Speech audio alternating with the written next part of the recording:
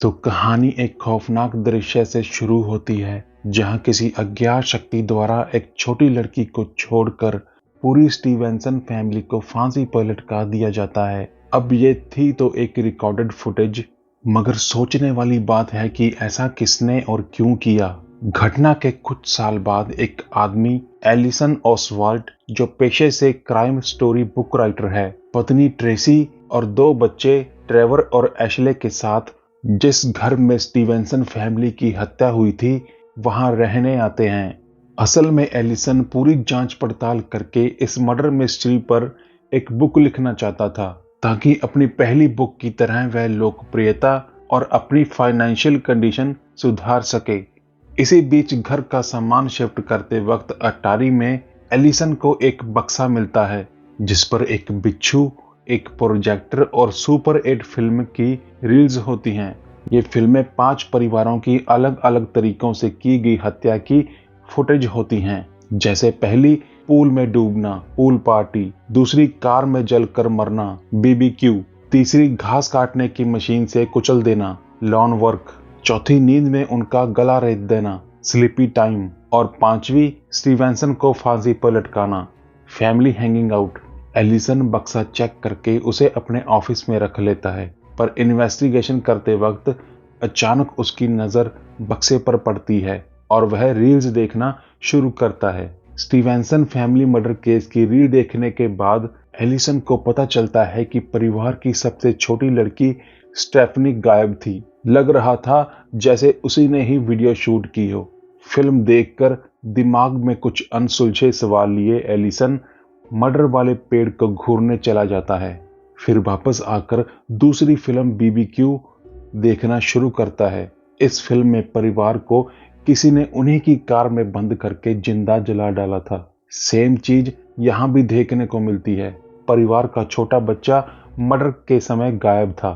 दोनों रील्स देखने के बाद एलिसन मदद के लिए पुलिस को फोन करता है, लेकिन अपनी पहली बुक की सफलता के बारे में सोचकर वह पुलिस से बात किए बिना सीधा तीसरी फिल्म देखने बैठ जाता है। मगर इसी बीच घर में कुछ शोर सुनाई देने पर जैसे ही वह प्रोजेक्टर बंद करके घर की तलाशी लेता है तो अपने बेटे ट्रेवर की हालत देख वह एकदम से उसे उठाकर घर के बाहर ले जाता है। अपने बेटे की चिल्लाने की आवाज सुनकर ट्रेसी भी दौड़ी चली आती है। वह एलिसन से कहती है कि पहले तो ट्रेवर ने नींद में ऐसा कभी नहीं किया। अगली सुबह ट्रेसी और बच्चों के स्कूल जाने के बाद एलिसन तीसरी फिल्म पूल पार्टी देखना कंटिन्यू करता है, और यही वो अहम पल था जब पानी में एलिसन को शैतान की एक झलक दिखाई देती है। शैतान का चेहरा जाहिर होते ही अचानक प्रोजेक्टर में आग लग जाती है, जिसे बाद में एलिसन रिपेयर कर लेता है।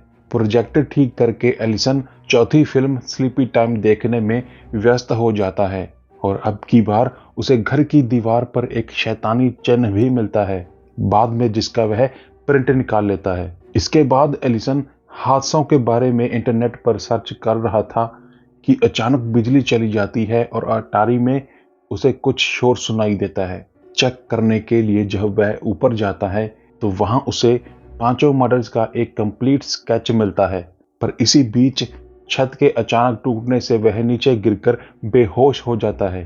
फिर जब तक एलिसन को होश आता तब तक उसकी पत्नी ट्रेसी छानबीन के लिए पुलिस को बुला चुकी होती है।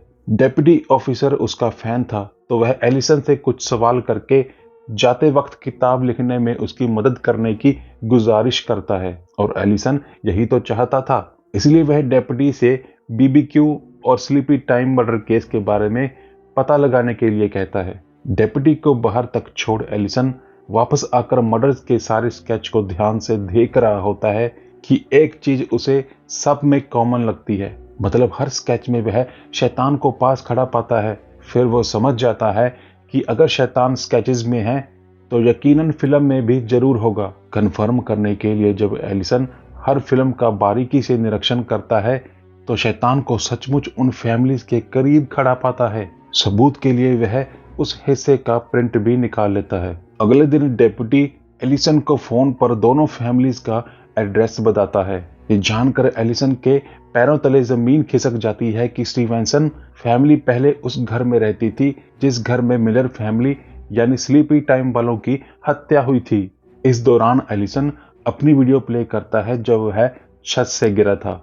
वीडियो में अपने कंधे पर 5 बच्चों के हाथ देखते ही वह डर के मारे लैपटॉप बंद करके सोने चला जाता है। आधी रात हो चुकी थी। अचानक एलिसन को प्रोजेक्टर चलने की आवाज सुनाई देती है। वह जाकर देखता है प्रोजेक्टर और लैपटॉप पर हैंगिंग आउट फिल्म रन कर रही थी, लेकिन प्रोजेक्टर को चलाने वाला वहां नहीं था। डरते डरते एलिसन प्रोजेक्टर बंद करके शैतान की फोटो को ध्यान से देख रहा होता है कि बाहर झाड़ियों में सचमुच उसे शैतान खड़ा दिखाई देता है और गुस्से में एलिसन बेसबॉल पकड़े जैसे ही झाड़ियों में टॉर्च मारता है तो वहां उसे शैतान नहीं बल्कि उसका खुद का बेटा ट्रेवर छिपा मिलता है। आधी रात को अपने बेटे को बाहर देख एलिसन घबराकर तुरंत उसे उठाकर ट्रेसी के पास ले जाता है और खुद बेसबॉल लेने जब बाहर जाता है तो एक खूंखार कुत्ता उसे काटने की फिराक में लगातार घूरे जा रहा था। लेकिन 5 बच्चे जो मर्डर स्पॉट से लापता थे, उन्हें एलिसन के पीछे खड़े देख कुत्ता डर कर वहां से भाग जाता है। उस रात एलिसन और ट्रेसी के बीच बच्चों को लेकर काफी बहस होती है और सुबह होते ही डेप्यूटी को अपने दरवाजे पर खड़ा देख एलिसन तुरंत उसे अपने ऑफिस में ले जाता है। गुफ्तगू के दौरान डेप्यूटी शैतान की फोटो देख एलिसन से पूछता है कि यह कौन है। जवाब में एलिसन कहता है पता नहीं, पर ऐसा लगता है जैसे हर कत्ल के पीछे इसी का हाथ हो। ये सुनकर डेप्यूटी जाते जाते एलिसन को यूनिवर्सिटी के प्रोफेसर जोनस से बात करने का सुझाव देता है। प्रोफेसर से बात करने से पहले एलिसन आखिरी फिल्म लॉन वर्क ध्यान से देख रहा होता है कि अचानक घास काटने वाली मशीन द्वारा एक बच्चे को मारते देख वह डर कर अपनी जगह से खड़ा हो जाता है। फाइनली अगले दिन एलिसन प्रोफेसर जोनस को वीडियो कॉल करता है। तस्वीरें देख प्रोफेसर जोनस उसे बताता है कि जिस शैतान की आपने मुझे तस्वीरें भेजी हैं उसे बच्चों को खाने वाला बुगुल कहते हैं और बीते सालों में जितनी भी फैमिलीज की जान गई है उनके हर बच्चे को मारकर उनकी रूह को ये अपनी दुनिया में कैद कर लेता है। अब प्रोफेसर से सब कुछ पता लगाने के बाद एलिसन प्रोजेक्टर को 5 फिल्म के साथ बक्से में बंद करके सोने चला जाता है। मगर आधी रात को प्रोजेक्टर चलने की आवाज एलिसन को नींद से जगा देती है। घबराहट में जब वह अपने ऑफिस आकर देखता है तो स्टीवेंसन परिवार के कत्ल की फिल्म चल रही थी। गुस्से में आकर एलिसन फिर से बेसबॉल हाथ में पकड़े घर की तलाशी लेने लगता है। उसे लगा शायद ये काम किसी इंसान का है, लेकिन जब कभी हर एक बच्चे की आत्मा उसके पास से गुजरती उसे महसूस होता कि घर में कोई है। अंत एलिसन के हाथ तो कुछ नहीं लगता, किंतु स्टीवेंसन की मरी हुई बेटी स्टेफनी एशले के कमरे में उसके सामने आकर बैठ जाती है। पूरी रात एलिसन सोफे पर बैठे हाथ में बेसबॉल लिए ऐसे ही निकाल देता है और अगले दिन डेप्यूटी के साथ सब कुछ शेयर करता है। डेप्यूटी के जाते ही एलिसन अपना काम कर रहा होता है कि तभी उसे ट्रेसी के चिल्लाने की आवाज सुनाई देती है। पूछने पर ट्रेसी बताती है कि तुम्हारी बेटी एशले अब बाहर की दीवारों पर पेंटिंग करने लगी है। जवाब में एशले कहती है नहीं, कमरे में स्टेफनी मुझे पेंटिंग करने नहीं दे रही। स्टेफनी का नाम सुनते ही ट्रेसी समझ जाती है कि यह घर मारे गए स्टीवेंसन परिवार का था और अपने बच्चों के प्रति चिंता जाहिर करते हुए एलिसन से लड़ाई करने लगती है। एक लंबी बहस के बाद एलिसन इतना परेशान हो जाता है कि उसी रात अटारी में उसे 5 भूतिया बच्चे बुगुल के साथ बैठे नजर आते हैं। घबराकर एलिसन सीढ़ी से जैसे ही नीचे गिरता है तो गुस्से में उठकर प्रोजेक्टर समेत 5 फिल्म्स को बाहर जाकर आग में झोंक देता है और जब ट्रेसी वहां आती है तो एलिसन उससे कहता है बच्चों को उठाओ क्योंकि हम इस घर से जा रहे हैं। एलिसन भी वही गलती करने जा रहा था जो पिछली फैमिलीज ने की थी। दरअसल रात को उसे डेप्यूटी का फोन आता है जो उसे चेतावनी देता है कि 5 फैमिलीज की हत्या तब हुई जब वे बुगुल से तंग आकर अपने पुराने घर लौट आए और आपने भी वैसा ही किया, इसलिए उसका अगला शिकार आप हो सकते हैं। शुक्रिया कहकर एलिसन जैसे ही घर की अटारी में सामान रखने जाता है तो वही बक्सा प्रोजेक्टर और फिल्म्स के साथ उसे वहां पड़ा मिलता है, पर इस बार बक्से में 5 फिल्म्स का एक्सटेंडेड कट वर्जन भी होता है। आखिरकार जब एलिसन फिल्म का एक्सटेंडेड वर्जन प्ले करता है तो यह साबित हो जाता है कि 5 फैमिलीज का मर्डर बुगुल पहले बच्चों से करवाता है और बाद में उन्हें अपनी काली दुनिया में ले जाता है। बस सच्चाई जानने की देर थी कि एलिसन बेहोश होकर फर्श पर गिर जाता है और जब उसे होश आता है तो तो अपने सामने बेटी एशले को पाता है, जो पूरी तरह बुगुल के वश में थी और उसे मारने के लिए हाथ में कुल्हाड़ी पकड़े खड़ी थी। अपनी फैमिली को मारकर एशले एक नई फिल्म हाउस पेंटिंग तैयार करके